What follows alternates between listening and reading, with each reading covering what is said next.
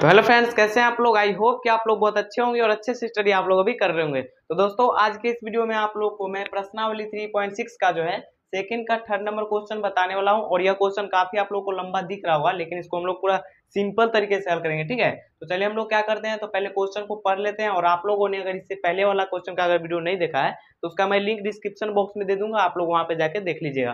तो चलिए हम लोग क्या करते हैं, तो स्टार्ट करते हैं। तो आप लोग यहाँ पे देख सकते हैं कि हमारे पास क्वेश्चन है कि रूही 300 किलोमीटर दूरी पर स्थित अपने घर जाने के लिए कुछ दूरी रेलगाड़ी द्वारा तथा कुछ दूरी बस द्वारा तय करती है।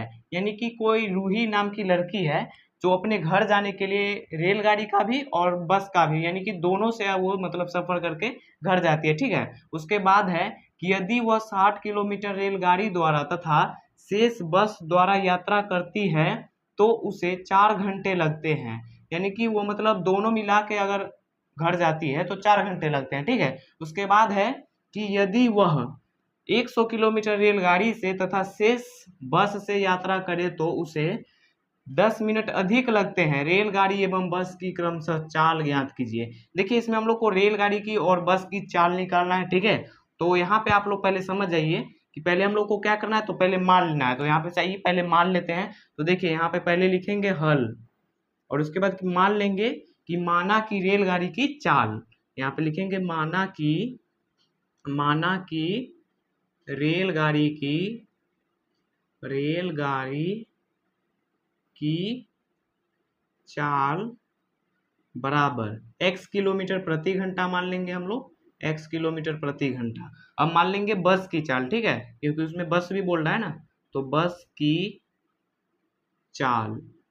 चाल क्या मान लेंगे, तो y किलोमीटर प्रति घंटा मान लेंगे। ठीक है, y किलोमीटर प्रति घंटा। अब आप लोग यहाँ पे समझिए कि कोई रूही नाम की, जैसे कि यहाँ पे एक लड़की है। ठीक है, और वह मतलब घर जाएगी, तो यहाँ पे घर जाने के लिए उसका जो है ना 300 किलोमीटर दूरी पर घर है। यानी कि उसका यहाँ पे एक घर है और यहाँ पे वो लड़की है। ठीक है, उसको घर जाना है। ठीक है, तो वो मतलब 300 किलोमीटर दूरी है, यहाँ से यहाँ तक जो है ना 300 किलोमीटर है, 300 किलोमीटर। और वो जो है बोल रहा है क्वेश्चन में कि रेलगाड़ी से भी जाती है, यानी कि कुछ दूर रेलगाड़ी से भी जाती है और कुछ दूर बस से भी जाती है, तब जाके वह घर पहुंचती है। ठीक है, तो रेलगाड़ी से कितना जाती है वो आप लोग यहाँ पे देखिए कि यदि वह 60 किलोमीटर रेलगाड़ी द्वारा, यानी कि नीचे में यहाँ पे देखिए कि 60 किलोमीटर रेलगाड़ी द्वारा जाती है, 60 किलोमीटर जो है ना वो रेलगाड़ी द्वारा जाती है।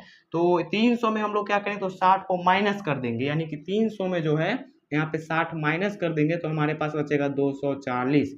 तो 240 जो बचा वो किसका हो गया, वो हो गया हमारे पास बस का। यहाँ पे हो गया वो बस का हो गया यहाँ पे 240 किलोमीटर। क्यों, क्योंकि यहाँ पे 60 किलोमीटर क्वेश्चन में बोल रहा है कि यहाँ पे देख सकते हैं साफ साफ बोल रहा है क्वेश्चन में, यदि वह 60 किलोमीटर रेलगाड़ी द्वारा तथा शेष बस द्वारा तय करती है। यानी कि शेष जो हमारे पास बचा ना वो यही है 240, यानी 300 में 60 घटा देना है। जितना मतलब बोल रहा है यहाँ पे बोल रहा है ना 60 किलोमीटर रेलगाड़ी, तो रेलगाड़ी यानी कि 3 मतलब 60 है और टोटल मिला के 300 है, तो 300 में से 60 घटा देंगे तो कितना बचा 240। तो बस का निकल गया 240 और यहाँ पे 60 जो ये निकला ये रेलगाड़ी का है। ठीक है, तो हम लोग क्या करेंगे, तो सबसे पहले यहाँ पे लिखेंगे प्रश्न से। अब क्या करेंगे, तो यहाँ पे देखिए इसका एक फॉर्मूला होता है जो मैंने आप लोग को बोला था कि वो रेल में वाला, इससे पिछले वाला वीडियो मैंने बोला था कि इसका फॉर्मूला होता है कि दूरी बटा में चाल बराबर समय। मैं बोला था इससे पिछले वाला क्वेश्चन में कि यह फॉर्मूला आप लोग याद कर लीजिएगा। याद कर नहीं है तो कोई बात नहीं, आप लोग यहाँ पे एक बार फिर से देख लीजिए कि दूरी बटा चाल और बराबर में हो गया समय। तो यहाँ पे देख सकते हैं कि दूरी का मतलब वही किलोमीटर जो दिया हुआ है, तो टोटल किलोमीटर यहाँ पे 300 है ना, तो यहाँ पे 300 यहाँ पे। और उसके बाद देखिए पहले बोल रहा है यहाँ पे किसका, तो पहले बोल रहा है यहाँ पे रेलगाड़ी, तो यहाँ पे रेलगाड़ी कितना निकला है, तो 60 है, तो यहाँ पे लिखेंगे 60 और 60 बटा में लगाएंगे हम लोग x। यहाँ पे x है ना, x क्यों लगाए वो आप लोग समझिए कि रेलगाड़ी की चाल हम लोग क्या माने हैं, x किलोमीटर प्रति घंटा, इसीलिए हम लोग 60 बटा में x लगाए। क्यों, क्योंकि यहाँ पे 60 किलोमीटर रेलगाड़ी बोल रहा है। और यहाँ पे प्लस देंगे और उसके बाद देखिए फिर बस से भी जाती है ना, तो दोनों मिला के जाती है, इसीलिए हम लोग यहाँ पे प्लस दिए। तो बस का हम लोग माने हैं y और बस का जो निकल के आया है वो निकल के आया है 240, तो यहाँ पे हो जाएगा 240 बटा में y।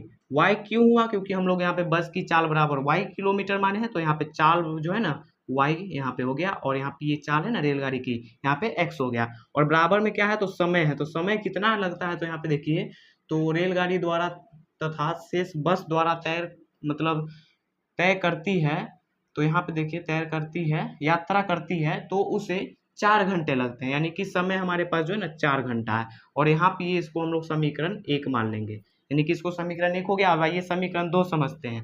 यहाँ पे देखिए लिखेंगे पुनः प्रश्न से, पुनः प्रश्न से।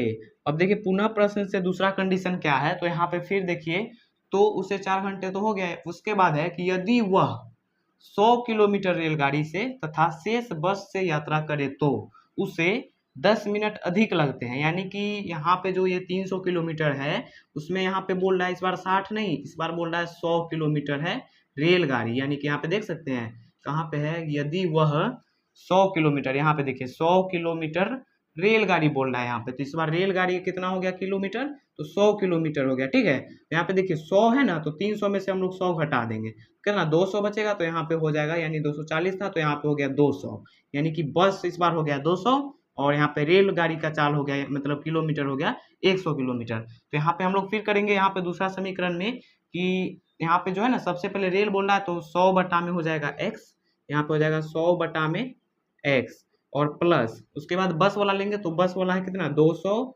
और बटा में y, और बराबर में इस बार बोल रहा है कि 10 मिनट बोल रहा था ना अधिक है, कहाँ पे है, तो उसे 10 मिनट अधिक लगते हैं, यानी कि पिछले बार हम लोग को 4 घंटा बोला था ना, उसी में मतलब 10 घंटा इस बार अधिक लग रहा है, यानी कि हम लोग 4 प्लस 10 कर देंगे, और जब भी मिनट को घंटा में चेंज करना होता है तो हम लोग क्या करते हैं ना कि 60 से भाग दे देते हैं, तब जाके ये चेंज हो जाएगा। उसके बाद आप लोग यहाँ पे क्या कीजिएगा, तो इसको मतलब आइए सॉल्व कर लेते हैं। यहाँ पे देखिए कि 100 यहाँ पे 100 और बटा में x प्लस यहाँ पे फिर 200 और बटा में y, तो यहाँ पे देखिए कि अब जाके यहाँ पे क्या करेंगे कि यहाँ पे देखिए 4 के नीचे कुछ नहीं है तो 1 है। अब हम लोग यहाँ पे क्या करेंगे तो एलसीएम लेंगे, यानी कि 60 और 1 का जब एलसीएम लेंगे तो 60 ही होगा। उसके बाद यहाँ पे लिखेंगे 60, ठीक है, इसको मिटा देते हैं, आप लोग तो समझ गए, इसको साफ कर देते हैं।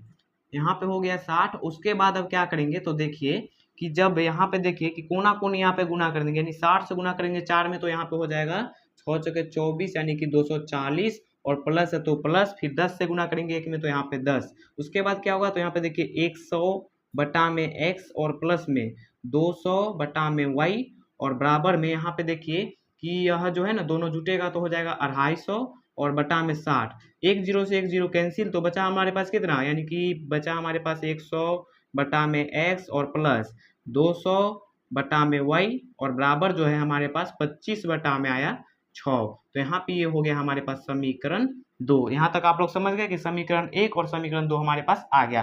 तो अब हम लोगों को क्या करना है कि इसमें फिर मान लेना है कि मानेंगे हम लोग क्या कि माना कि 1 बटा में x बराबर, यानी कि इससे जो पहले वाला 1 नंबर क्वेश्चन था उसमें हम लोग मानते थे ना कि 1 बटा में x बराबर a मान लेते थे, उसके बाद 1 बटा में y बराबर b मान लेते थे, बस उसी प्रकार इसमें भी मान लेंगे। तो यहाँ पे मैं मान लेता हूँ, उसके बाद इसको मिटा के उसके बाद आगे आप लोग समझाऊंगा, ठीक है। यहाँ पे देखिए कि मान लेंगे कि यहाँ पे माना कि 1 बटा में x बराबर a मान लेते हैं, और 1 बटा में y बराबर जो है b मान लेते हैं। अब जाके क्या करेंगे तो यहाँ पे देखिए जहाँ पे ये है ना 100, यहाँ पे समीकरण 1 यहाँ पे है 60 है ना, यहाँ पे देखिए 60 बटा में x, कुछ हम लोग इसको इस प्रकार लिख सकते हैं कि 60 गुना में 1 बटा में x, क्योंकि हम लोग जब इसको गुना करेंगे ना तो इतना ही प्राप्त होगा। तो इसके जगह पे अब हम लोग क्या करेंगे तो a को रखेंगे, क्योंकि हम लोग a माने हैं ना 1 बटा में x बराबर a, तो a रखेंगे तो यहाँ पे कितना हो जाएगा 60 गुना a करेंगे तो 60 हो गया। तो यहाँ पे हम लोग लिख देंगे 60 तो आइए पहले इसको मिटा लेते हैं, उसके बाद लिखेंगे, ठीक है। यहाँ पे आया 60 तो यहाँ पे लिख लेंगे पहले 60 और a, फिर प्लस है तो यहाँ पे प्लस दे देंगे। उसके बाद देखिए यहाँ पे 240 बटा में y है, तो यहाँ पे लिख देंगे 240, यहाँ पे हो जाएगा 240 बटा में नहीं मतलब b हो जाएगा 240 b हो जाएगा। क्यों, क्योंकि यहाँ पे देखिए कि 240 है यहाँ पे और बटा में x है, ठीक है। जब हम लोग y है यहाँ पे, जब इसको हम लोग इस प्रकार लिखेंगे 240 गुना 1 बटा में y, तो इसके जगह पे 1 बटा में y के जगह पे जब b रखेंगे और b गुना इतना करेंगे तो 240 भी ही होगा, इसीलिए हम लोग 240 भी, और बराबर में कितना है तो 4 है तो 4, और इसको हम लोग समीकरण कितना मान लेंगे 3 मान लेते हैं, क्योंकि 1 2 हो गया, इसको 3 मान लिए। अब आइए 4 यहाँ से यानी कि 2 वाले को सॉल्व करते हैं। तो देखिए यहाँ पे 100 बटा में x है, तो हम लोगों ने 1 बटा में x के जगह पे a माना है, तो यहाँ पे हो जाएगा सिंपल है 100a हो जाएगा, तो यहाँ पे लिख देंगे 100a। फिर यहाँ पे प्लस है तो प्लस, उसके बाद कितना है 200, तो यहाँ पे लिख देंगे 200b, और बराबर में यहाँ पे देखिए कि कितना है 25 बटा में 6 है, तो 25 बटा में 6, और इसको मान लेंगे समीकरण 4। अब हम लोग क्या करेंगे तो इसको विलोपन विधि से समीकरण 3 और समीकरण 4 से हल करेंगे। तो आइए इसको पहले यहाँ पे मिटा लेते हैं, उसके बाद हल करेंगे। आप लोगों ने तो इसको समझ लिया कि कैसे यहाँ पे मतलब 1 बटा में x बराबर a और b होता है।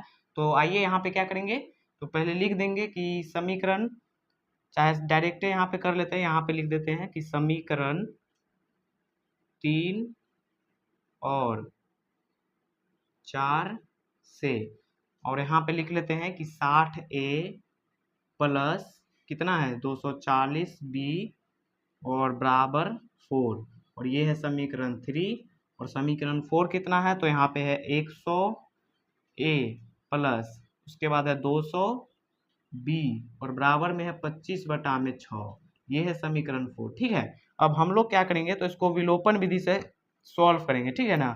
तो आइए इसको सॉल्व करते हैं। तो यहाँ पे देख सकते हैं कि विलोपन विधि में मैंने बोल रखा है कि जब भी सॉल्व कीजिएगा तो या तो a वाला ऊपर नीचे बराबर होना चाहिए, या तो यहाँ पे b वाला ऊपर नीचे बराबर होना चाहिए। यहाँ पे कोई बराबर नहीं है ना, तो कोई बात नहीं, यहाँ पे हम लोग गुना कर लेंगे। गुना करेंगे, यहाँ पे देख सकते हैं कि 200 है ना, तो 200 यहाँ ले लेंगे, और यहाँ पे 240 को यहाँ पे ले लेंगे, यानी कि समीकरण 4 वाला 3 में, 3 वाला 4 में। अब यहाँ पे 200 से गुना करेंगे 60 में, यानी कि 6 दूनी की होगा यहाँ पे 12, और यहाँ पे 1 0 और यहाँ पे 2 0 है, तो 12,000 a हो गया। प्लस अब यहाँ पे 24 दूना कितना होता है तो 24 दूना 48, और यहाँ पे 1 0 और वहाँ पे 2 0, यानी कि 48,000 b हो गया। और बराबर में यहाँ पे देखिए कि 4 दूनी के 8 और डबल 0 यानी कि 800। और फिर यहाँ पे 24 गुना 1 करेंगे तो 24 ही होगा, और यहाँ पे डबल 0 है, वहाँ पे 1 0 यानी कि 3 0 और a।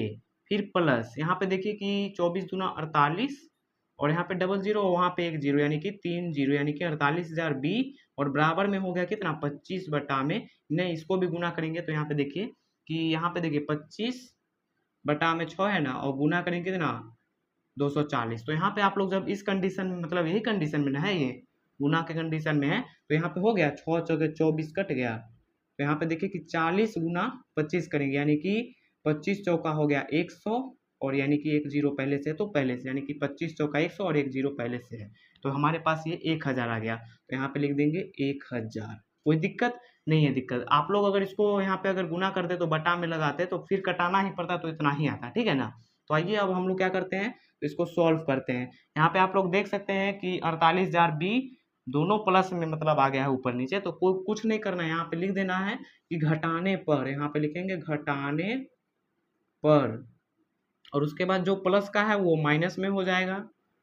वो तो आप लोग जानते ही हैं कि जो प्लस में वो माइनस में, जो माइनस में वो प्लस में चेंज कर देंगे। उसके बाद यहाँ पे देखिए कि ये प्लस माइनस कट गया। अब बचा यहाँ पे क्या है तो यहाँ पे है 12,000 a और 24,000 b। तो 24,000 में से 12,000 को घटाएंगे तो यहाँ पे आएगा माइनस में 12,000, माइनस में 12,000, और a है तो a। फिर यहाँ पे देखिए बराबर, यहाँ पे 1,000 में से 800 घटाएंगे तो 200 बचेगा, वो भी माइनस में, और यहाँ पे फिर माइनस से माइनस कैंसिल, और a बराबर जो है हमारे पास 200 बटा में 1200 है, इधर गुना में इधर लाएंगे तो 12,000 इधर गुना में है ना, तो इधर लाएंगे तो ये क्या होगा बटा में हो गया 12,000, और यहाँ पे देखिए 2 0 कट गया। अब यहाँ पे 2 छक्के 12 यानी कि 1 बटा में 60 आ गया हमारे पास। 1 बटा में कितना, एक यहाँ पे है ना 6 और 0, तो 1 बटा में 60 आ गया, यानी कि a बराबर जो निकल गया वो 1 बटा में 60 निकल गया। ठीक है, अब हम लोग को b बराबर निकालना है, तो यहाँ पे निकाल लेते हैं इसको। आप लोग यहाँ पे मतलब स्क्रीनशॉट ले लीजिएगा और उसके बाद में आप लोग लिख लीजिएगा, ठीक है। तो यहाँ पे देखिए a का मान हमारे पास 1 बटा में 60 आ गया है। तो अब क्या करेंगे कि a का मान जो है ना समीकरण यहाँ पे 3 में या फिर 4 में किसी एक में रखेंगे और हमारा b का मान आएगा। तो आइए रखते हैं a में, मतलब 3 में ही रख लेते हैं। तो यहाँ पे आप लोग लिख दीजिएगा, मैं डायरेक्ट कर देता हूँ, ठीक है। यहाँ पे हो जाएगा 60a और प्लस में 240b और बराबर में 4, और आप लोग यहाँ पे लिख दीजिएगा साइड में चाहे ऊपर में कि मतलब a का मान समीकरण 3 में रखने पर। उसके बाद देखिए यहाँ पे a का मान कितना है, तो a का मान है हमारे पास 1/60 है ना, 1/60, और फिर प्लस है और यहाँ पे 240 b और बराबर 4। अब यहाँ पे आप लोग देखिए कि ये 60 से 60 एक बार में नहीं कट जाएगा, बिल्कुल कट जाएगा। यहाँ पे एक बार में कटा और एक से गुना करेंगे, यानी एक से गुना करेंगे एक में तो एक ही होगा, और प्लस यहाँ पे 240 बी और बराबर में 4 है।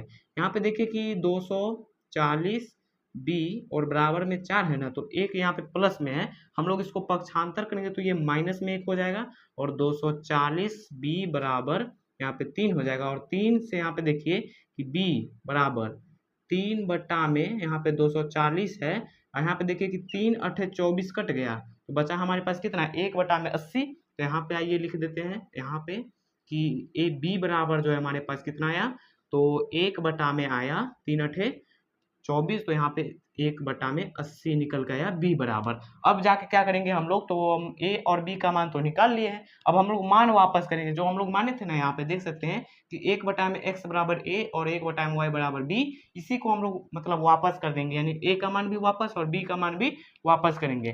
तो आइए सबसे पहले इसको यहाँ पे साफ कर लेते हैं। तो आइए अब हम लोग क्या करते हैं, तो a और b का मान रखते हैं। तो सबसे पहले यहाँ पे लिख दीजिएगा आप लोग साइड में कि मान वापस करने पर, मान वापस करने पर उसके बाद क्या करना है, तो यहाँ पे ना 1/x बराबर a, और यहाँ पे कितना है, तो 1/y बराबर b है। तो यहाँ पे देखिए कि a का मान कितना आया है, a का मान 1/60 है, तो यहाँ पे हो जाएगा 1/x बराबर 1/60, और यहाँ पे जब कोना कोनी गुना करेंगे तो एक, यानी कि x से गुना करेंगे एक में तो यहाँ पे x ही होगा, और बराबर 60 से गुना करेंगे एक में तो कितना होगा 60 ही होगा।